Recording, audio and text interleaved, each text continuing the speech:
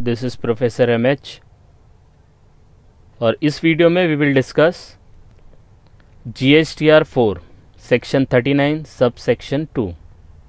GSTR 4 what is GSTR 4? तो GSTR 4 कौन भरता है? तो the person who is registered under composition scheme. जो रजिस्टर्ड पर्सन टैक्स भरता है under composition scheme under section 10, उसके लिए GSTR 4 इज एप्लीकेबल। तो every registered person who is paying tax under composition scheme is required to file GSTR 4। तो composition supplier अपना return filing GSTR 4 file करेगा annually, और tax कब भरेगा? Quarterly.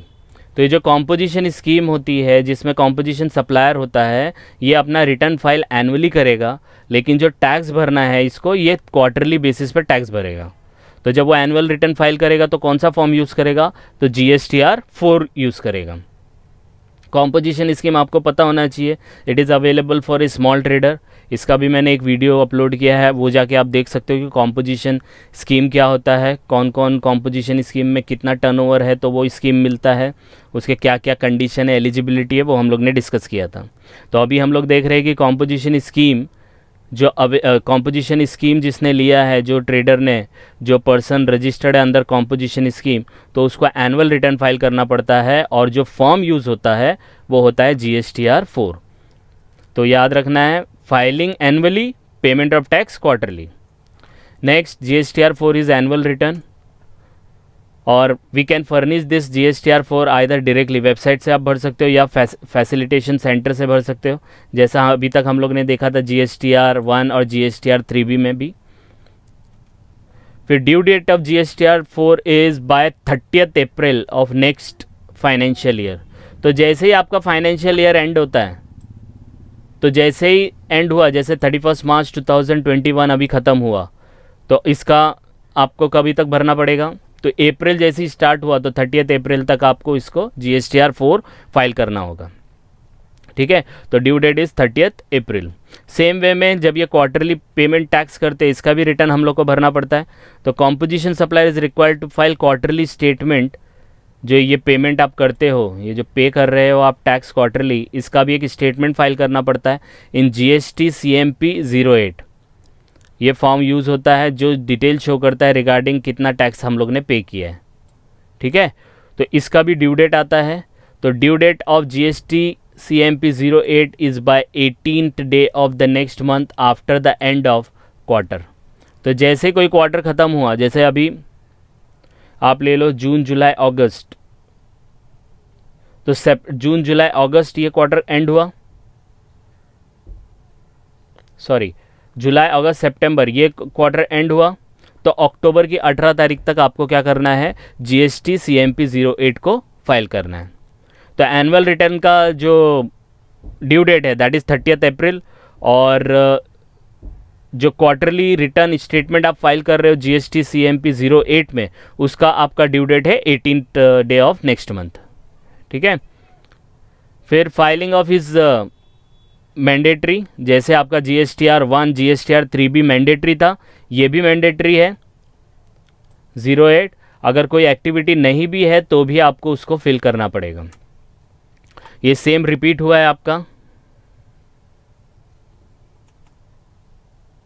Same repeat है यहाँ पे कि नो बिजनेस एक्टिविटी, तभी आप नील GST CMP 08 भर सकते हो। लेकिन अगर कोई और ट्रांजैक्शन उसके अंदर आ गई तो वो नील GST CMP 08 में नहीं आएगा।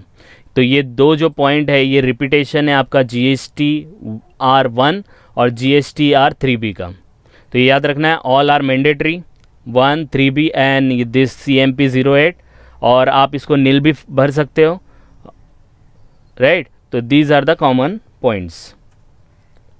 आफ्टर दैट अब हम लोग देखते हैं कि GSTR 4, अगर आप रेगुलर टैक्स पेयर थे और आप कॉम्पोजिशन स्कीम में जा रहे हो, ठीक है, आप रेगुलर पहले भरते थे लेकिन अब आपको कॉम्पोजिशन स्कीम में जाना है या आप जा रहे हो, तो उसमें आपको क्या करना पड़ेगा, तो आपको जितने भी आपके स्टेटमेंट्स और रिटर्न्स है रेगुलर वाले, क्योंकि आप रेगुलर स्कीम से कॉम्पोजिशन में जा रहे हो, तो जब आप रेगुलर से कॉम्पोजिशन में जाओगे तो जो आपके पुराने रेगुलर स्टेटमेंट और रिटर्न आपको फाइल करना है वो आपको फाइल करना पड़ेगा before opting to composition scheme. तो जितना भी पीरियड का है कॉम्पोजिशन स्कीम लेने से पहले पहले जितने भी पीरियड का आपका स्टेटमेंट और रिटर्न बाकी है वो आपको फाइल करना पड़ेगा।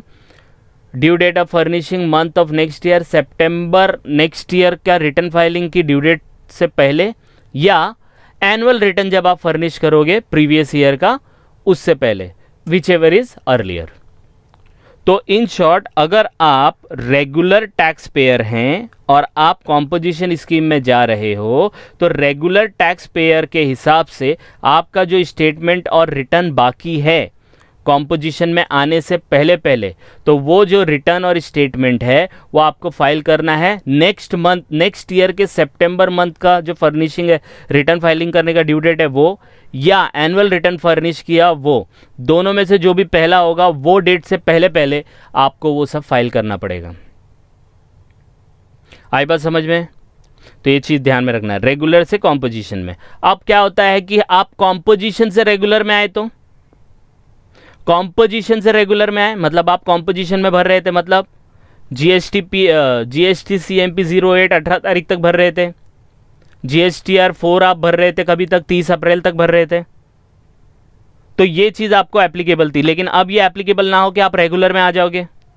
रेगुलर में अगर आप आए कॉम्पोजिशन से रेगुलर में तो आपको CMP 08 वो 18 तारीख तक ही भरना है, 18 of next month after and of quarter. अब ये कैसे होता है कि अगर आपने कोई क्वार्टर या कोई मंथ में आपने बोला कि भाई अभी मैं कॉम्पोजिशन के लिए एलिजिबल नहीं हूँ, या तो पीओ ने बोला या आप ही बोले कि मुझे रेगुलर स्कीम में आना है, तो आपको वो GST CMP 08 18 day of month succeeding the quarter, जिस क्वार्टर में था in which the date of withdrawal falls, जिस मंथ में जिस क्वार्टर में आपने बोला कि भाई मुझे कॉम्पोजिशन से रेगुलर में आना है, तो वो क्वार्टर जब एंड होगा वो एंडिंग से 18 दिन के अंदर अंदर आपको ये फाइल करना है। इन शॉर्ट बोलने का मतलब है कि अगर आपने कॉम्पोजिशन से रेगुलर में आए तो कॉम्पोजिशन का जो ड्यू डेट है वही याद रखना है।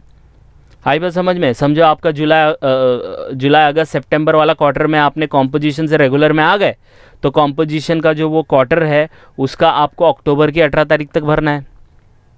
सेम वे में वो जैसे ही वो ईयर का ख़त्म होएगा तो GSTR 4 आपको भरना है, तो नेक्स्ट ईयर की 30 अप्रैल तक ही भरना है।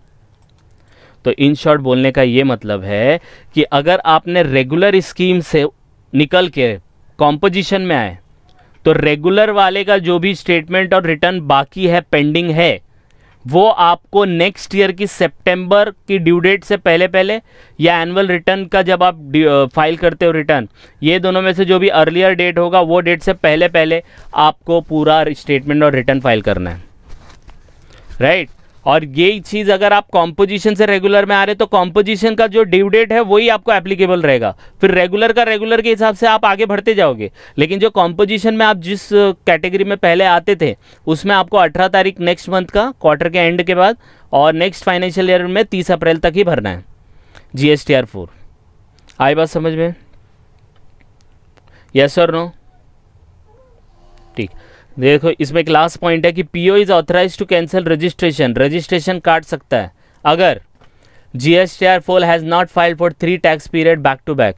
3 टैक्स पीरियड मतलब आपको पता है 3 टैक्स पीरियड तक अगर आपने GSTR 4 नहीं भरा तो वो फिर आपका कैंसिल कर देगा, ठीक है। ये तो कॉम्पोजिशन के लिए है, लेकिन अगर अदर टैक्सेबल पर्सन है, कॉम्पोजिशन नहीं है, रेगुलर वाला है, उसने 6 महीने तक अपना रिटर्न फाइल नहीं किया बैक टू बैक, तो वो पीओ उसका रजिस्ट्रेशन कैंसिल कर देगा। तो this point you have to remember, this is the most important कि पीओ मतलब प्रॉपर ऑफिसर होता है, प्रॉपर ऑफिसर आपका रजिस्ट्रेशन कैंसिल कर देगा अगर GSTR आपने 3 टैक्स पीरियड के लिए नहीं भरा।